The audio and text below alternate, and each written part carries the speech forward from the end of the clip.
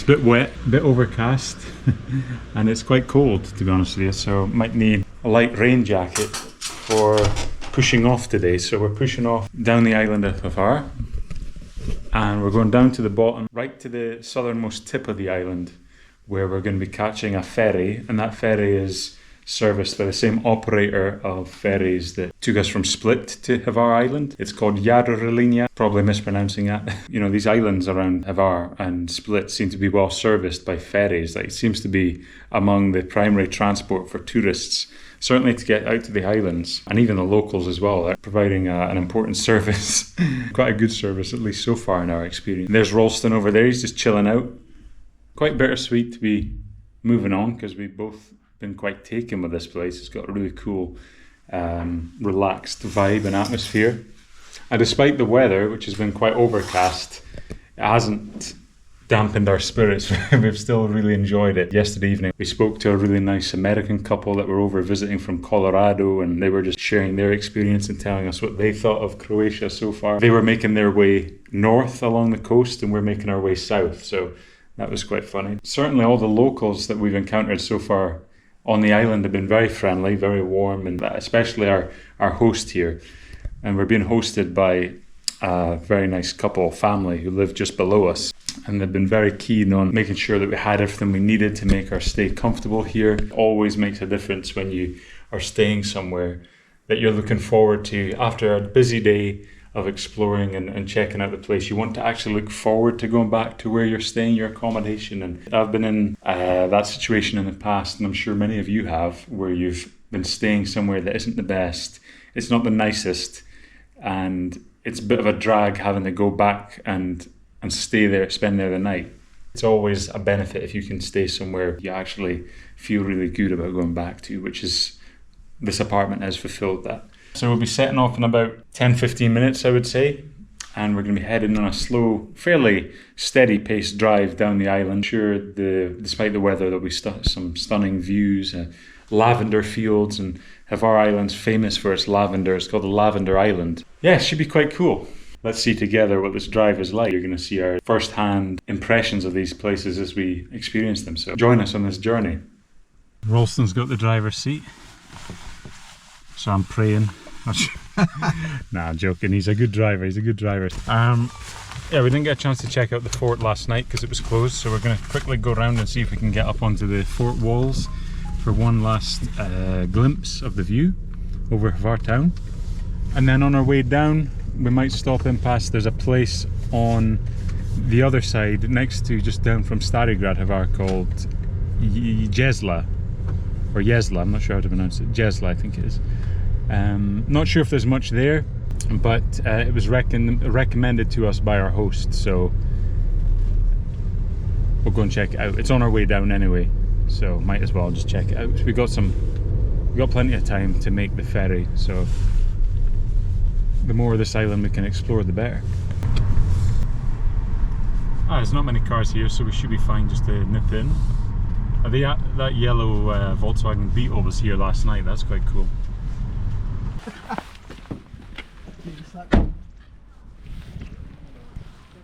We're hopefully not going to be disappointed with this view, although there will be overcast, so it won't be as splendid as it usually is in the sun.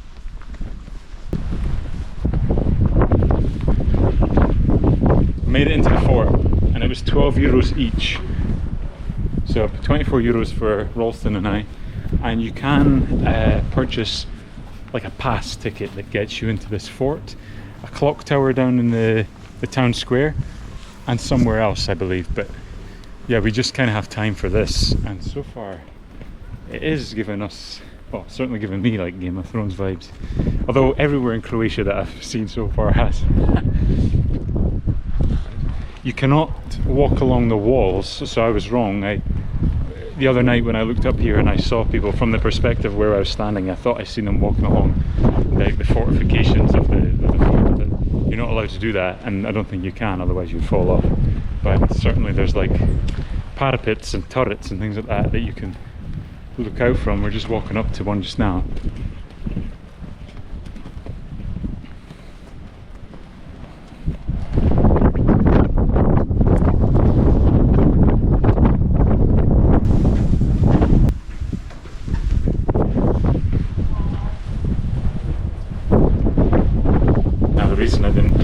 join Rulston at that platform because I spotted that there's a higher one, the highest point.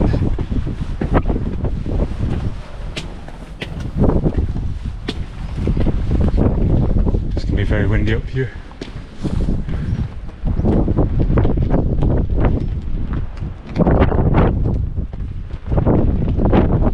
There's Rulston down there.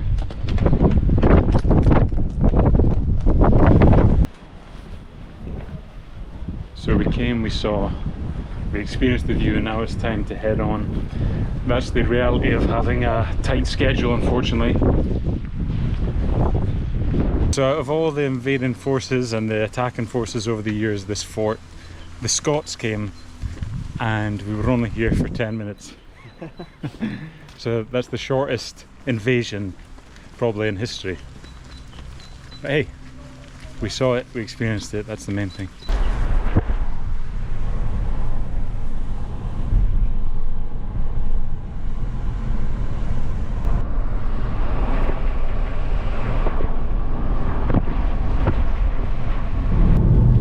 Just entered Starigrad on Hvar Island, and that's the port where our ferry came in from Split. So we drove off of the ship here and then we turned right at that junction back up towards Hvar Town. We're only a 10-minute drive from Jelsa or Jesla.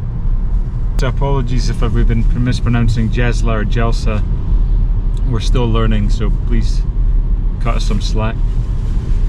But we're excited to get in and just check out another part of this island and see what it's like. Chances are it'll be somewhat similar to Hvar Town with, you know, a square, Old Town Square, a nice church, clock tower, that sort of thing. But we'll get in and see, we're only 10 minutes away.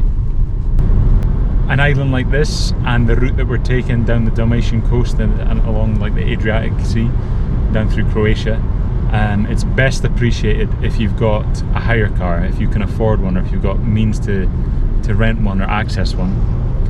Otherwise, if you were relying solely on other modes of transport, you'd probably be quite restricted. So I think, and Rulston will probably agree with me here, to try and reap the full benefit of your time here in Croatia, the coast here and the islands, try and hire a car if you can.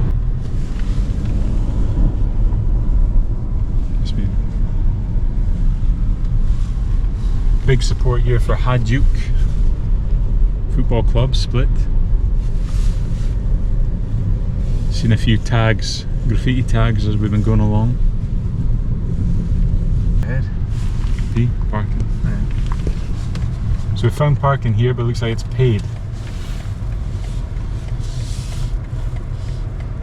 15 minutes, so you get 15 minutes free.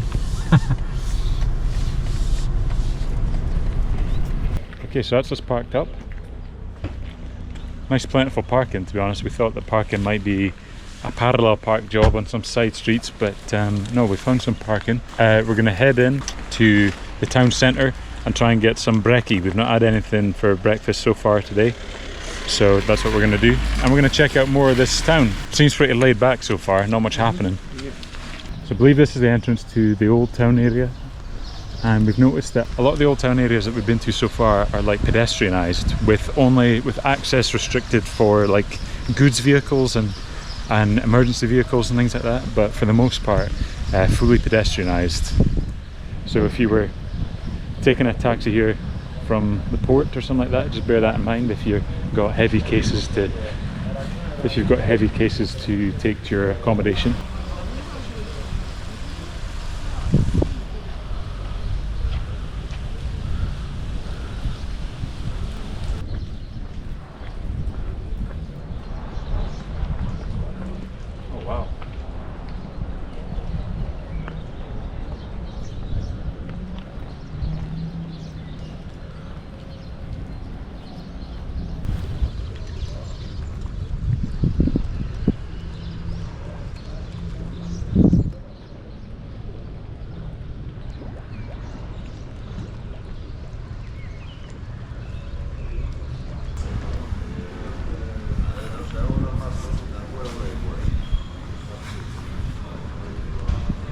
So I was reading the original foundations of this church date back to 1535, and this is the Church of the Assumption here in Jelsa.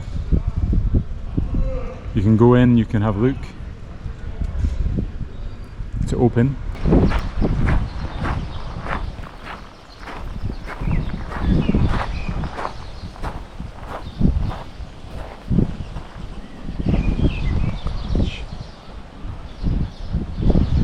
So that was a statue for Niko Dubrovnik, and he was a Croatian ship owner.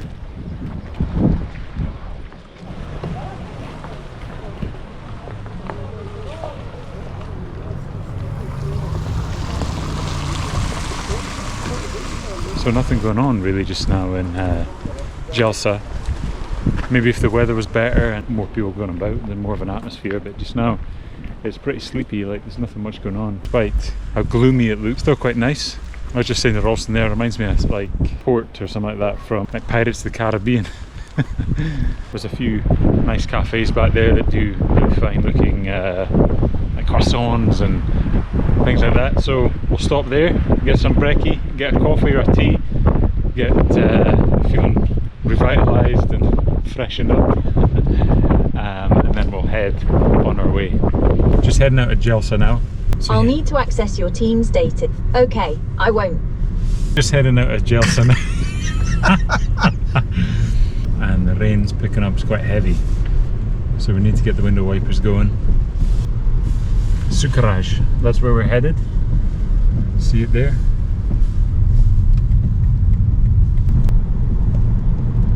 So you won't see it there, you might just faintly see it, but I think that we're high up. We're so high up that we're driving and we're brushing through the clouds, I think. That's what that seems like. But yeah, this is quite an enjoyable road to drive on. Some very nice scenery on the left. And there's a few stopping places where you can stop and have a snack as well in the nicer weather and just take in the view.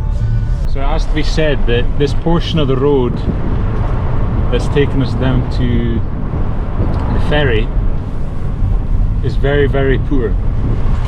And that's probably just because they're in the process of doing some construction works on the road, but for the past like 2-3 miles it's been quite bad and quite sketchy actually. The car's been so wide that the tyre's almost been hanging off the edge on the left side as we've had to go over to the other lane to get past some of the potholes and things like that, and the holes that they've dug. It's clearing up now though, hopefully. But yeah, that like 4 mile stretch back there was pretty precarious, to be honest.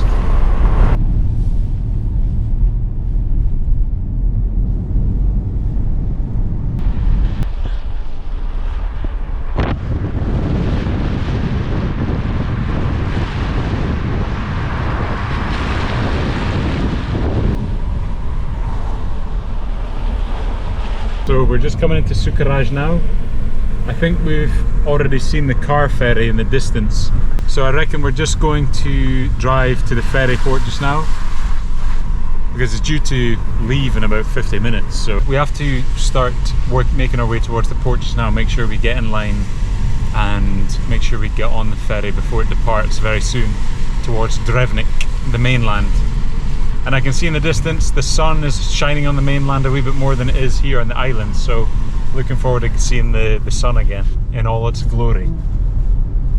So we're going to get in line, and hopefully that boat is big enough for all these cars. I think it should be. It doesn't look like they've started letting cars on yet. The car behind us, who's been following us for quite a while, or who's been behind us for quite a while, coming onto the ferry as well. I would imagine most cars coming to Sucuraj would be going on for that purpose. I don't know if there's much else here. There might be, but we unfortunately won't see it. We just come here just for the ferry.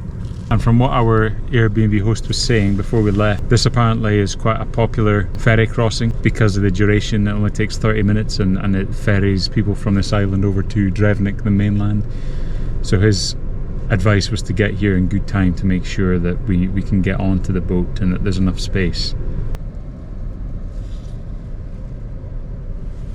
I should say that the total cost for this trip on the ferry, €18.30, and the breakdown of that is €2.40 each for Rulston and I, and €13.50 for the car. That might differ depending on the size and weight of the vehicle and how many passengers you've got, obviously, but that can give you an idea of the price.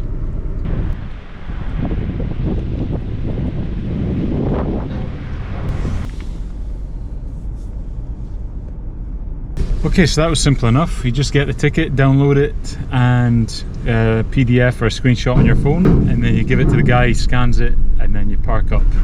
And there's people directing us down. I would imagine they'll put all the vans and heavy goods vehicles in the middle. They have to distribute the weight, obviously, evenly. So yeah, we'll park up, we'll get out, and then we'll see what happens on the, we'll see what the top deck looks like.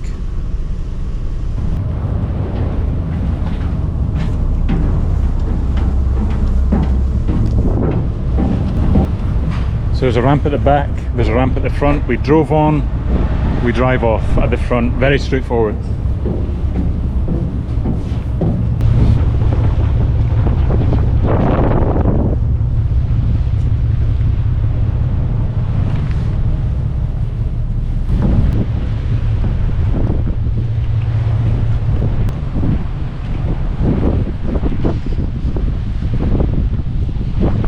So if the weather was nicer and the sun was shining and the temperature was a bit higher, you could probably sit here and get a decent sun on. You could get your tan on, I think.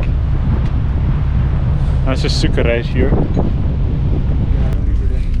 Started moving off. Right on schedule, actually, so very punctual. Very punctual service.